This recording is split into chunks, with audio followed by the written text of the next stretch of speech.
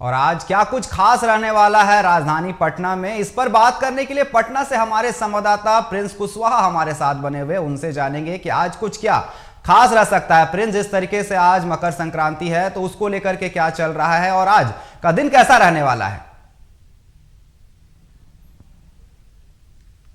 देखिए अनिकेत, आज मकर संक्रांति है और इसको लेकर पूरे पटना में धूम रहेगी और लोग जगह मकर संक्रांति मनाएंगे और घूमने के लिए निकलेंगे। उसको लेकर पूरे तरीके से भीड़ भाड़ पटना में रहेगी। और इसके साथ ही आपको बता दें कि आज राबड़ी आवास में मकर संक्रांति के उपलक्ष्य में आज दही चूड़ा का भोज रखा गया है, जो कि काफी लंबे समय के बाद राबड़ी आवास में इसका दही चूड़ा भोज का आयोजन किया गया है। ये राजनीतिक तौर पे इसे देखा जाए तो इसमें सभी इंडिया अलायंस के जो घटक दल है उसके बड़े नेता आएंगे और सीट शेयरिंग का जो पेच फंसा हुआ है, हो सकता है कि इस पे चर्चा हो और जो भी जो घटक दल के नेता हैं वो आपस में बैठ के इस मसले पे बात करें। और इसके साथ ही आपको बता दें कि इससे पहले राबड़ी आवास में जो भोज होना, उससे पहले जेडीयू भी एक दही चूड़ा का भोज कर रही है। बिहार सरकार के मंत्री है रत्नेश सदा, उनके आवास पे दही चूड़ा का भोज होगा और उस भोज में बिहार के मुख्यमंत्री नीतीश कुमार पहुंचेंगे और जेडीयू के तमाम बड़े नेता पहुंचेंगे इस भोज में। और राजनीतिक रूप से इस भोज को देखा जाए तो इसमें कहीं ना कहीं जेडीयू भी अपना रणनीति पे बात कर सकती है, और क्योंकि इसके बाद जस्ट राबड़ी आवास में दही चूड़ा का भोज होना है और वहां पे सारे जो इंडिया अलायंस के नेता है उनसे मुलाकात होना है। तो इसको लेकर कहीं ना कहीं एक बात भी हो सकती है जेडीयू और उसके बाद राबड़ी देवी के आवास पे जो भोज होना है, कहीं ना कहीं इसको जोड़ के देखा जा रहा है। और लालू प्रसाद कहीं ना कहीं मकर संक्रांति के दिन राजनीतिक तौर पे राजनीतिक खिचड़ी तो पकाते ही हैं। इसको लेकर काफी चर्चा होता है कि अब जो सीट शेयरिंग का मामला है उसको लेकर हो सकता है कि लालू प्रसाद यादव या नीतीश कुमार, तमाम जो इंडिया अलायंस के लोग हैं, बात करें। और चौथी जो सबसे बड़ी चीज है कि प्रधानमंत्री बिहार आ रहे हैं, बिहार दौरे पर, इसको लेकर भाजपा बैठक कर रही है और भाजपा कार्यालय में भी आज दही चूड़ा भोज का आयोजन किया गया है। और इसमें भाजपा के तमाम नेता, जो पूरे बिहार के नेता हैं, वो उनका जुटान होना है और उनकी रणनीति पे जो प्रधानमंत्री बिहार आ रहे हैं उस पे बात होना है। और आगे की 2024 को लेकर तमाम जो मसले हैं उन सभी पे भी चर्चा होगी, क्योंकि जिस तरह से विधायक दल का बैठक बुलाया गया था भाजपा के द्वारा और उस बैठक के बाद खबर निकल कर बाहर आ रही थी कि बड़ा ये बैठक है, बिहार में हो सकता है कि बड़ा फेरबदल हो, क्योंकि भाजपा के ही सांसद थे उसी दिन भाजपा कार्यालय में बयान दिया था कि दही चूड़ा के बाद बिहार में सरकार गिर जाएगी और बड़ा कुछ होने वाला है। अनिकेत, जिस तरीके से सनातन धर्म में खरमास को बहुत ही मान्यता दी जाती है, कोई भी नया कार्य इस दौरान शुरू नहीं किया जाता है। आज खरमास खत्म हो रहा है, क्या इसके बाद इसी को लेकर के लोग रुके हुए थे, राजनीतिक पार्टियां रुकी हुई थी, सीट शेयरिंग का मामला रुका हुआ था, क्योंकि जो भी नया कार्य होता है खरमास में नहीं शुरू किया जाता है। तो क्या लगता है, खरमास खत्म हो गई है, अब सीट शेयरिंग की बात हो सकती है? जी बिल्कुल, जिस तरह से वर्चुअल मीटिंग होता है, मुख्यमंत्री नीतीश कुमार समेत तमाम जो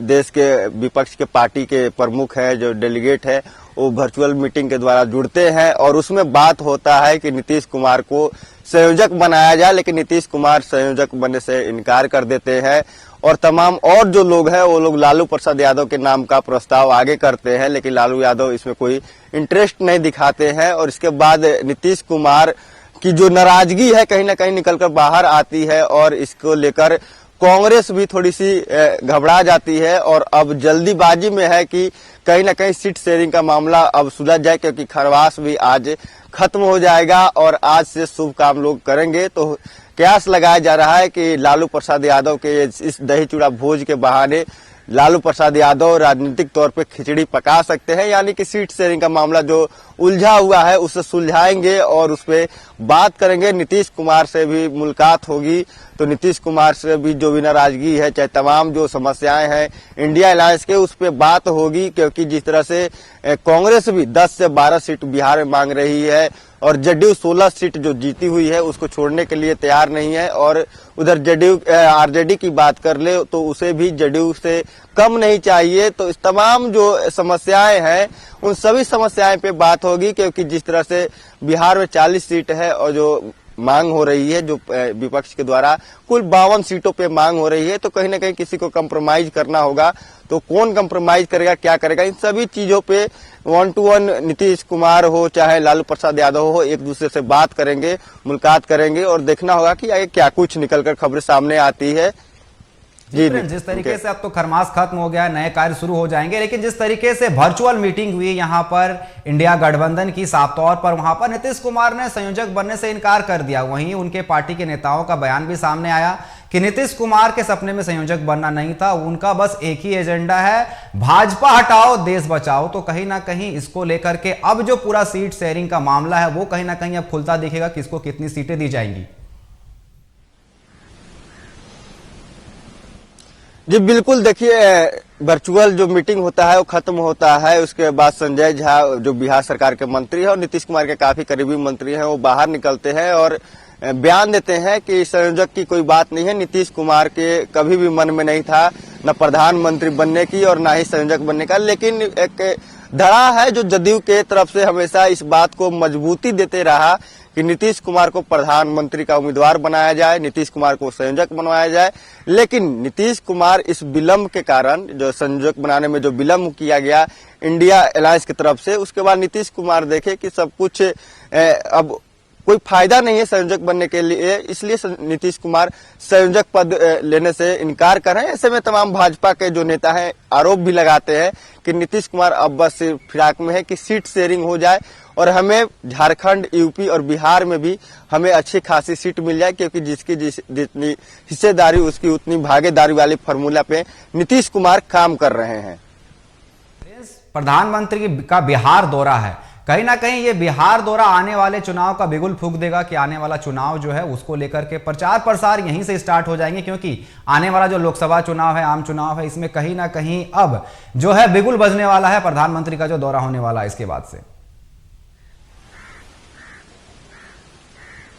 देखिए नीतीश प्रधानमंत्री का बिहार तो दौरा है ही, लेकिन नीतीश कुमार का झारखंड दौरा भी है और नीतीश कुमार का झारखंड दौरा भी महत्वपूर्ण है और प्रधानमंत्री का ये जो बिहार का दौरा है ये भी महत्वपूर्ण है कि इससे साफ तौर पे मालूम होता है कि खरमास खत्म होते ही सभी पार्टियां, जितनी राजनीतिक पार्टियां हैं, चुनावी मोड में आ गई है और अब सभी पार्टियां अपने हिसाब से तैयारी करना शुरू कर दिया है। नीतीश कुमार अपना शक्ति प्रदर्शन झारखंड में जाकर करेंगे, तो वहीं प्रधानमंत्री अब आकर यहाँ बिहार में चुनावी बिगुल फूकेंगे। बहुत सारे ऐसे योजना है जिसको लेकर प्रधानमंत्री और भाजपा चाहे कि उस योजना की शुरुआत कर दिया जाए, घोषणा कर दिया जाए, क्योंकि आचार संहिता जल्द ही लागू हो जाएगा और समय बहुत कम बचा है। इसलिए अभी सभी पार्टियां जो जी जान से अपने अपने हिसाब से जहां जहां उन्हें लग रहा है कि यहाँ हम कमजोर है, यहाँ मजबूत करना है, उस हिसाब से वहां पे मेहनत कर रही है। और ऐसे में भाजपा अभी रैली पहली कर रही है इस खरवास के बाद,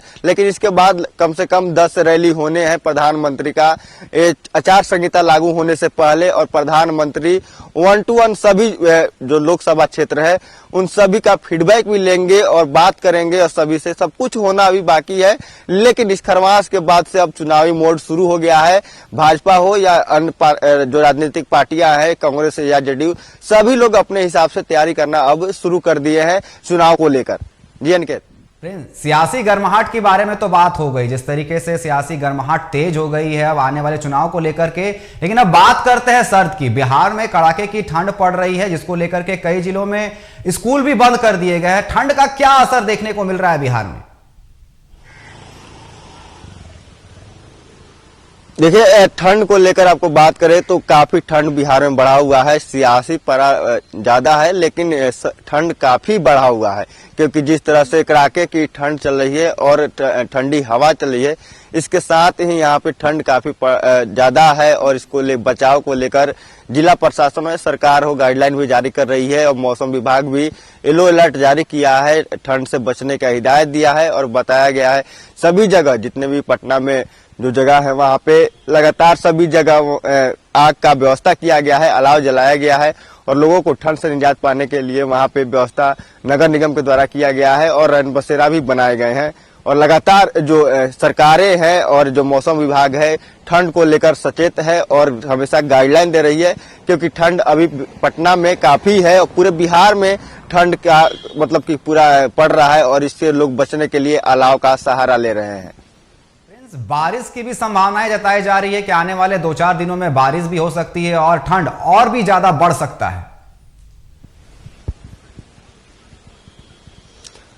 जी बिल्कुल, इनके मौसम विभाग के द्वारा इस संभावना जताया गया है। 17 जिला में येलो अलर्ट जारी किया गया है। उन 17 जिला में बारिश होने की संभावना मौसम विभाग ने जताई है और बताया है कि इन 17 जिलों में मौसम खराब हो सकती है, बारिश हो सकता है, क्योंकि जिस तरह से सर्दी बढ़ रही है और ठंड का मौसम है और इसमें ज्यादा मतलब की जो संख्या में सरकार जो अलाव का व्यवस्था ठंड से बचने के लिए की है, या बात करें रैन बसेरा की, तमाम जो सरकार सुविधा दे सकती है वो दे रही है। लेकिन फिर भी मौसम विभाग के द्वारा 17 जिला में लोगों को अलर्ट किया रहने के लिए कहा गया है, क्योंकि बारिश वहां हो सकती है, मौसम खराब हो सकता है और ठंड अभी और बढ़नी बाकी है। मौसम विभाग के द्वारा बताया क्योंकि बारिश होगी उसके बाद ठंड और ज्यादा बढ़ सकती है। ठंड बड़ी है, यहाँ पर ठंड में सबसे ज्यादा परेशानियां बच्चों को होता है, बूढ़ों को होता है, जिस कारण से स्कूल भी फिलहाल बंद कर दिए गए हैं शायद 2-4 दिनों के लिए। तो सबसे ज्यादा असर जो ठंड का वो देखने को मिलता है बच्चों पर, स्कूल जाने वाले बच्चों पर असर देखने को मिलता है, कामकाज में जो लोग जाते हैं उन पर खासा असर देखने को मिलता है। प्रिंस जी बिल्कुल, ठंड को ध्यान में रखते हुए जिला प्रशासन के द्वारा स्कूल बहुत सारे जिले में बंद कर दिए गए हैं। उसमें पटना भी है, जो कि नर्सरी क्लास से लेकर 8वां क्लास तक स्कूलों को बंद कर दिया गया है। वही जो बोर्ड एग्जाम के लेकर जो लोग तैयारी कर रहे हैं या जो 9th और 10th में है जो बच्चे, उनको खोला गया है, लेकिन वो जरूरी काम से ही कॉलेज स्कूल जा सकते हैं। और जो उससे यानी कि 8 से लेकर नर्सरी तक जो बच्चे हैं उनको लेकर जिला प्रशासन के द्वारा, डीएम के द्वारा आदेश निकाल दिया गया है कि उन्हें स्कूल को फिलहाल बंद रखा जाएगा। और आपको बता दें कि जिस तरह से लोग हैं, आपको बता दें कि ठंड से बचाव के लिए अलाव का भी सहारा ले रहे हैं और जिला प्रशासन के द्वारा बार बार मॉनिटरिंग किया जा रहा है कि ठंड की क्या स्थिति है और अगले आदेश अनुसार तक इसको बंद रखा जाएगा।